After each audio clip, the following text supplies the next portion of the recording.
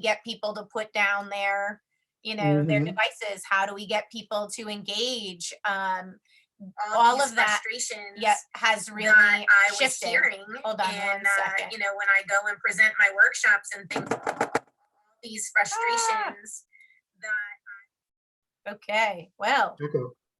just turn off the volume on that live there. Sorry about that. We are live on YouTube and I'm trying to get everything linked up. So if you hear me double talking in the background, that's why. And we are 1 minute before we are live. I've turned down my volume on YouTube, and let me hold on 1 second here. Just trying. All right, Michael, I'm gonna stop your sharing just for 1 second because I'm not Okay. ready yet. I've got to do something on my end. Perfect. Okay. All right, so now, okay, so now, Michael, if you could pop up your presentation. Now I'm in a better space. I've got everything closed that needs to be closed. All right, go for it. And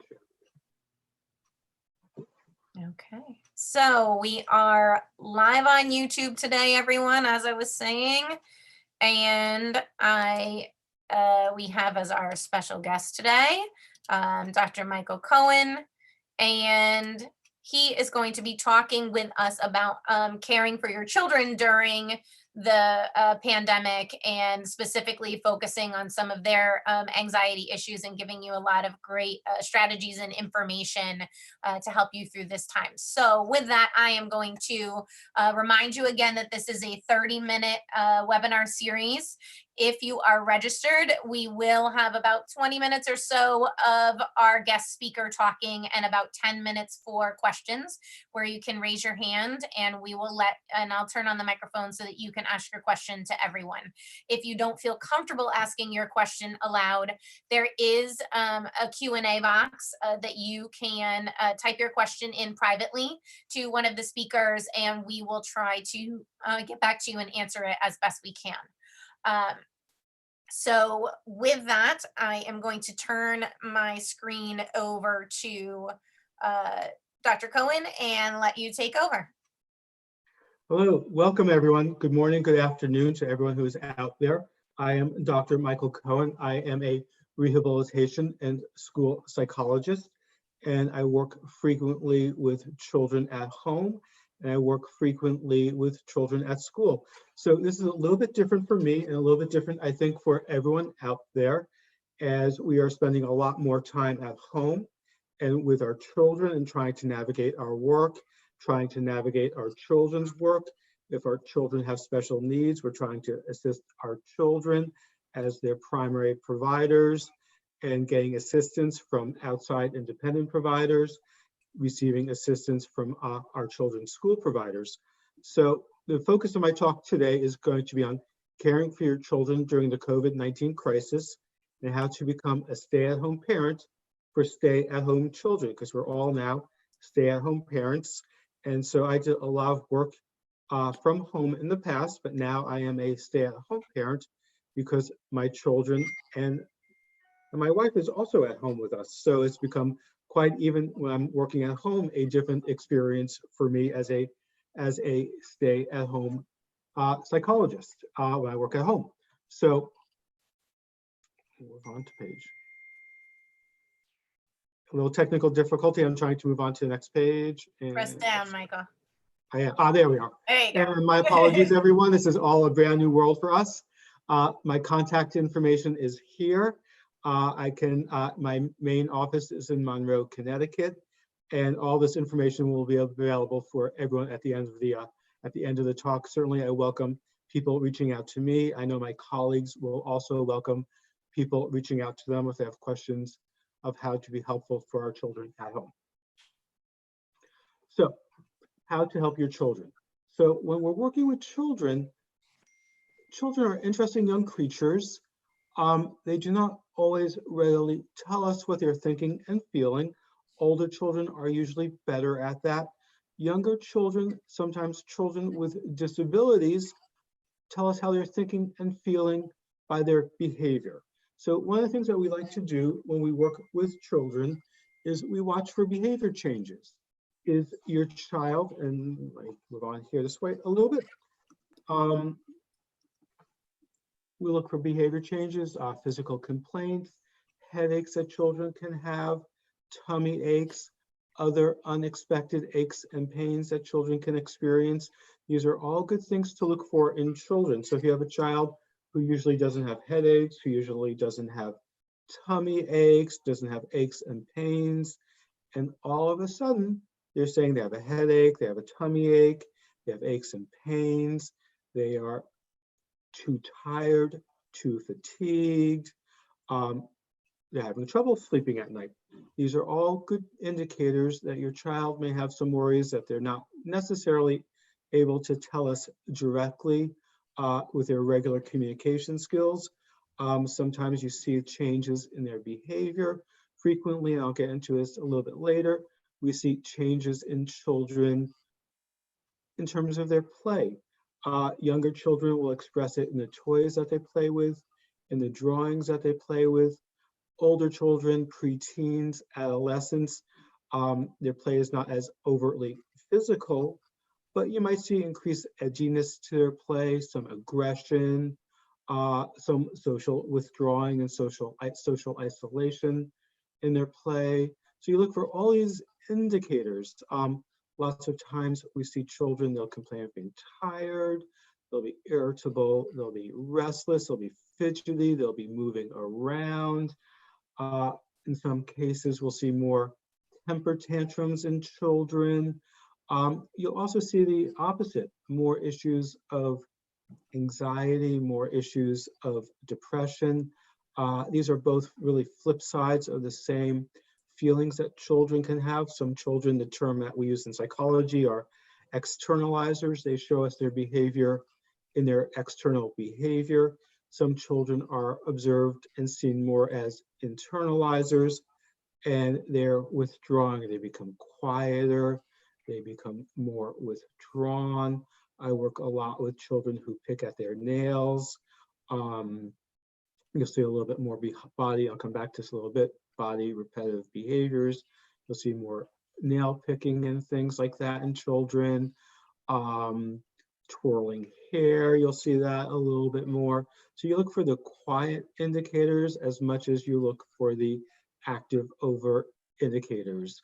We look a lot for changes in physical states in children, dizziness a lot of the times, racing heart. One of the things I'm doing as I'm giving this talk is I have a iWatch, so I'm monitoring my heartbeat. So after I give my talk today, I'm actually going to go back and see how my heart rate was compared to what it usually is. So I'm watching my heart rate. So we see a lot of changes in heart rate, sweaty palms, lightheadedness, and a lot of children that we work with the younger children, especially children who are less verbal, quieter children, will show their behaviors quietly.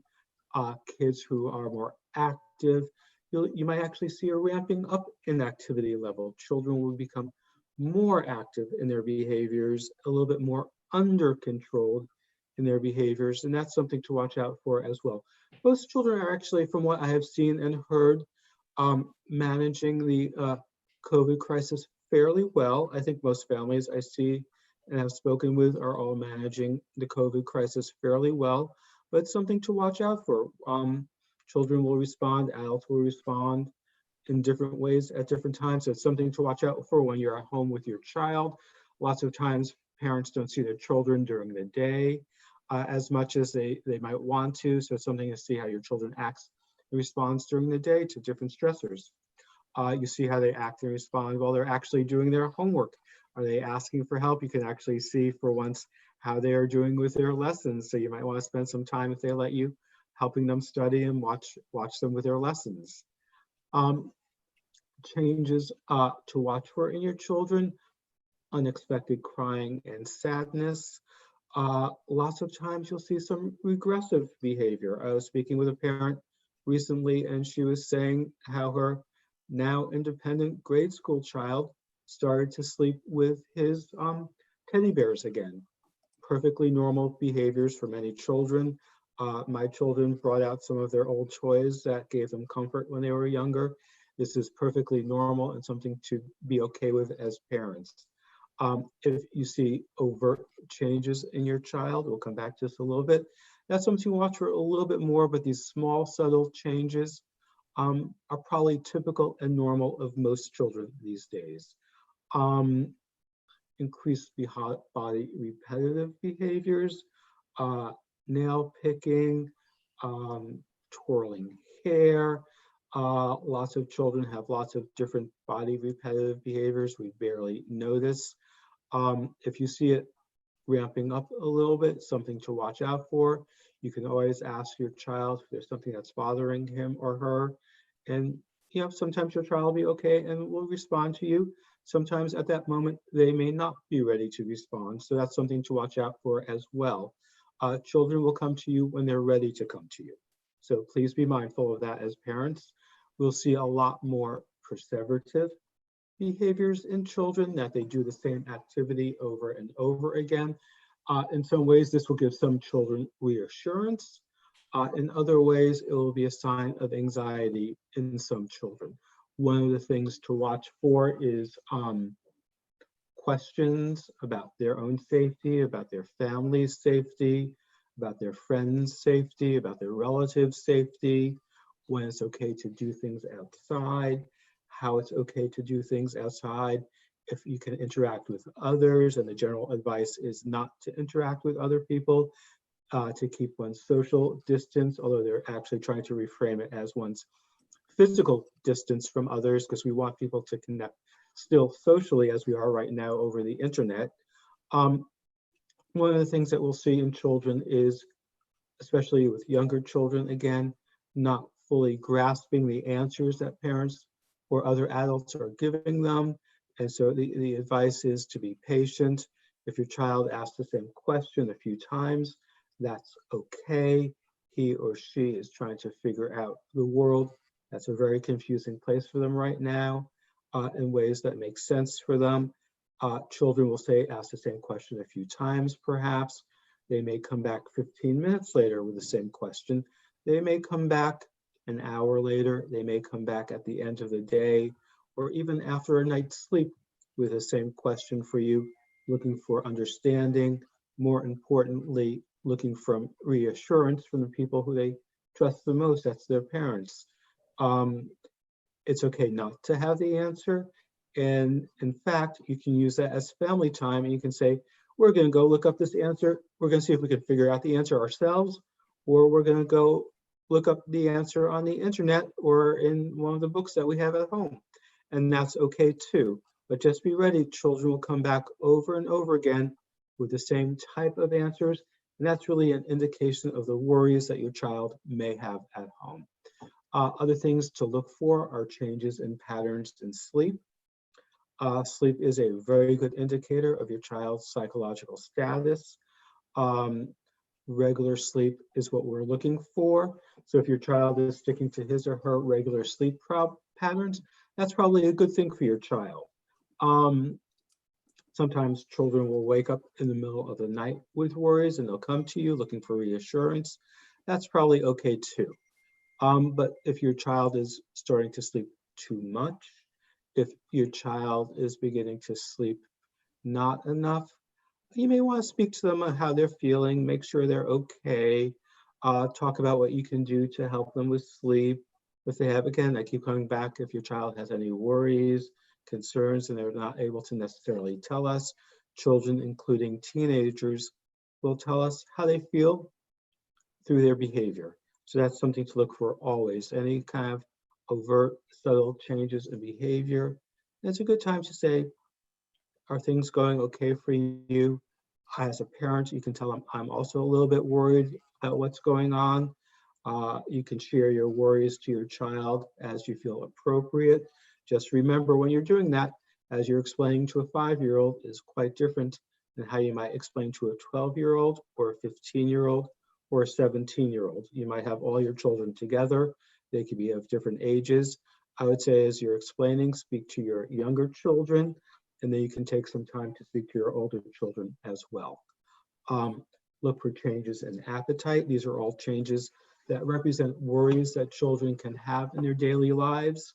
And so you're looking for changes in appetite and diet. In general, a lot of us have changed our diet a little bit during the past week or 2 weeks. We don't have access to all the foods and treats that we've had in the past. So a lot of us have changed our diets in little or very specific ways. But what I'm really saying is your child eating more than he or she might? Are they eating more sugars and sweets than he or she might? Are they eating much less than they might, and eating much less and eating much more? Both signs of worries and anxieties that children can have. So, Dr. Cohen, please. can you tell us, because we're already about 15 minutes in, would you be Oh, wow. able to Okay. kind of talk to us about some of the strategies? Because I know you have a lot of great information you want to share. Okay, absolutely. And thank you for keeping me on track. This is I actually don't have my timer in front of me at the moment. So things that we can do, we can set meal work, school work, adult work schedules, bedtime schedules. You can reinstitute children's nighttime routines. They might find that you're reassuring. Certainly make time for play and recreation for your child. Children are not having the opportunity to play with their friends outside, invite their friends over, but definitely make time for your child to play at home, to be creative. Again, art is one of the great things children can do. Music is one of the great things, any of the theater arts that children like. A lot of children like to write, especially older children like to do journals. These are all ways of helping children express their thoughts. Younger children will express their thoughts and feelings in their artwork. Absolutely give children time to do all of these things. Frequently we find for children that expressing through creative play and creative activities is one of the best ways of seeing how your child is thinking and feeling. Play is an emotional window to child. Watch their play, watch their boredom if they are regressing and becoming withdrawn. They're not liking the activities. Take time to help them. Talk to your child about what he or she might like. Help them re-engage in the activities that they like. Help them figure out, as many have helped me, how to Zoom and Skype and chat with your friends online. That's a little bit easier for pre-adolescent kids and teenagers, but younger kids can do that too. And younger kids can reach out to family members and Skype with family members. Reach out to your neighbors. We can't necessarily visit with our neighbors right now, but you can certainly text them, especially have older neighbors. That's a great way for children to connect. Again, writing journals, drawing, active breathing techniques are great. I have online one way of doing it, and there are lots of different ways. You can trace an image on your hand, make marks on your hand, and practice breathing, deep breathing exercises. It's a really great thing to do. Helps a lot of children relax. My watch tells me when I should take breaths, and we can all remember to do that. These are different activities that children like. I like meditation and yoga. There are lots of free meditation and yoga classes online that you can find for your children. It's a great time to spend 10 or 15 minutes with your child at the beginning, middle, or end of the day. Children absolutely like doing yoga. You'll find your child is taking over and giving you the yoga lessons. Reading, reestablish reading routines with your children. Read together, read with your children, have them read to you. Take time to write a book. Have your children journal and write art books and be creative. You can certainly write your own books as you choose late at night as well. This is a wonderful time for children to learn coping skills. They model adult behaviors. It's okay for your child to see that you're worried, that you have anxieties. It's even better for your child to see how to model your worries and how you handle your worries and your anxieties. And that's a great life lesson for children to learn. As they see their parents managing and coping, they will learn strategies as well to assist them with managing and coping. What do you do when something's not working, if you can't get online for your meeting? How do you manage when you can't communicate in person, which is what you usually like to do? Children will model all these behaviors. For older children, look for changes in behavior. Watch out for increased risky behavior. There have been a lot of reports, especially with older teenagers and young adults, with meeting and congregating. Tell your children to be smart. They can meet online, but meeting in person is not the wise choice at the moment. But look out for risky behavior among your children. Again, that's a sign of worries and anxieties that they may not necessarily be telling us directly.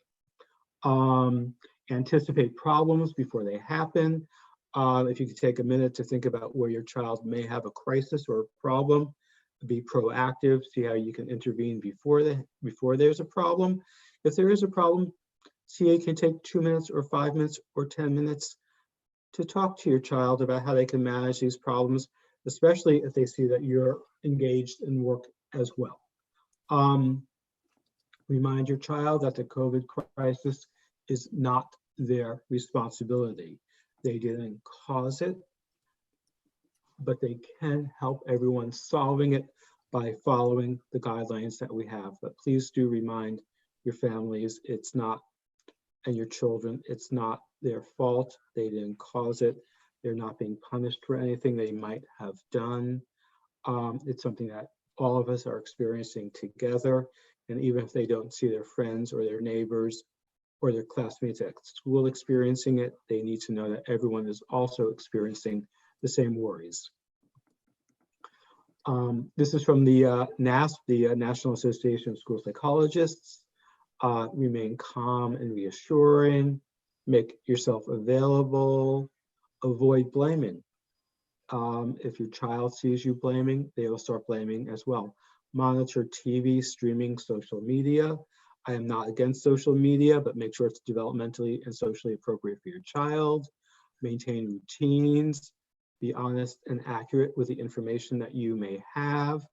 No symptoms of COVID-19 in children. Children respond a little bit differently. I'm not a medical expert, but if you have questions, you can certainly reach out to your child's pediatrician and certainly know what the symptoms are. We're going to hit allergy season soon, so a lot of children will start having some allergy issues. Those would not be COVID-19 issues, but they can mimic them in certain cases. So if you have questions, certainly reach out to your child's pediatrician and pediatric practice. That is what they are there for. Communicate with your school.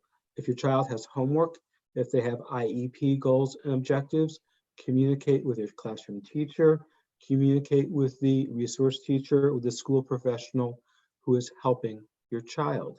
They are the experts in the Yes. Hi, sorry, I'm going to jump in Oh, because go ahead, please. we do have a couple questions Oh, please. actually. Do you have your chat open? I do not. This is one of my learning objectives. Yeah, can you open your chat? We've got some information. We have a mom with a twin 14-year-old. Okay. And is it the Q&A or the chat? Yeah, asking about screen time information. Let me see. I am having a little trouble with my chat. All right, but screen time information. So yeah, so let me read out loud what she said. So she's not limited screen time. She's doing great in her classes, teaching herself another language, interacting with friends on video games. Should she just let her go? Because she's always had some concerns about the amount of screen time. Is this the time that you would say we should still be mindful and limiting, or should we just let our kids go? Well, here's the thing about screen time. For your children now, and our children, mine as well, screen time is their social avenue now. It's the best way for them to remain in contact with their friends, with their classmates, with their teachers from school. So, in fact, most children are going to actually have an increase in screen time right now. But as a parent, make sure the screen time is socially appropriate. Make sure they're not going to websites that you find that they shouldn't be going to. So that's the way of limiting screen time. Make sure there is downtime before they go to bed. Make sure there's downtime to do activities other than being on the screens with their friends or doing schoolwork. But I think screen time in general is a fact of life for all of our children. And right now, during the crisis where we can't interact socially with our peers, I think screen time is okay as long as we know who our children are sharing their screen time with, their friends, and they're not going off to unsafe portions of the internet. So I think that's okay and allows them to remain connected. Well, and one of the things I think that we were talking about a bit before we started today is actually the downside of screen time is, yes, we are finding all these new ways to connect, and even, more ways to connect interpersonally, like on the news, people standing outside of their house and banging their pots and connecting with their community when they previously would have been completely on their screens. So, and when you have to spend so much time on your screens, there is an innate physiological reaction, an increase in your mind racing, stress responses, things like Mhm. that. So in that regard, would you agree that it is, that it's a balance? There's Oh, the piece that it's a 100%. connection, but if it's impacting your body in a negative way and you're seeing some of these other negative signs, that maybe we want to look at it a little differently. And let me just add one quick thing. I know I have movement specialists online with me as well right now. And what I would say is our children regularly move when they're in school during the school day. They go from class to class, they go from activity to activity. Absolutely portion it. If you want to break it up into 40 minutes on the screen, 20 minutes taking a break and having a movement rest or a meditation rest, I think that's absolutely superb. I think it's a great time to have lunch with your family if you can schedule time with your family, turning off the screen. And I think all those things would be absolutely perfect for children. And then another comment that someone raised was actually talking about how screen times disrupts your sleep patterns. And Mhm. then this is something that I do talk about in the course that I teach. It does suppress melatonin levels. It does emit, the screen itself emits blue light, and we Mhm. use blue light to treat depression. But Right. we only use it for 30 minutes on the side of us and we turn it off. And there is a high And volume of screen time right now. So correct. my body-based recommendation for families is really try to get away from it at least 2 hours before bedtime. Agreed. Make sure that the more light that your child's being exposed to, the more it does impact that circadian rhythm over Mhm. time, and can make their sleep quality go down in addition to the irritability factor. And let me just add one quick thing to that. As a psychologist, 8 to 10 o'clock, 9 to 11 o'clock, whatever your child's bedtime is, can be great and wonderful family time for children. So even the physiological issues, certainly turn down screen time before a child goes to bed. I would say at least an hour to 2 hours, but that's also a wonderful time to have end of the day family time. You can sit in the room together and read, bring out the old board games that we might have played when the kids were younger. Absolutely. Do all those things. But absolutely monitor screen time, especially at the end of the day. And Danette, I know that you're on here too. You had mentioned also about the importance of breathing and getting your energy back to a good place if the screen time is too Mhm. much. Do you want to Yes. talk about that? Well, I think that as we were talking before we started the webinar today, I think that it's really important that you turn off your screen time. You either go for a walk, if you can go for a walk in your backyard or something Mhm. like that. You could still be careful, and even meditation, just going through mind breathing. And for me, like working with children, a lot of times the breathing comes a little bit more easily through sound. So rather than saying to visualize something, maybe just make different sounds and imitate the sounds and hold your breath long enough, like a note long enough while you're doing it. And some of the things that we talked about the other day, Aubrey, you brought up with the bubble blowing and any of those kinds of things that can change, Mhm. bring us back to. Mindful, restful activities. Exactly right. Mhm. Yeah, I'm actually going to be making a video specifically about breathing because a lot of our kids do not know how to do meditative kind of breathing. And to your point, whether that's, using whistles, doing singing, and there are so many fantastic blowing games online. Sometimes drawing the child's attention to the game itself gives them a place of mental focus, but also facilitates deep breathing because when you have to blow out, you also have to take a deep breath in. Mhm. And the harder you blow, the deeper a breath that you take. So those children that are really challenged to be able to do some breathing exercises, you might have to find a different way in. So that's something that I'm definitely going to be putting up more information about this week. I'm just watching the chat all over.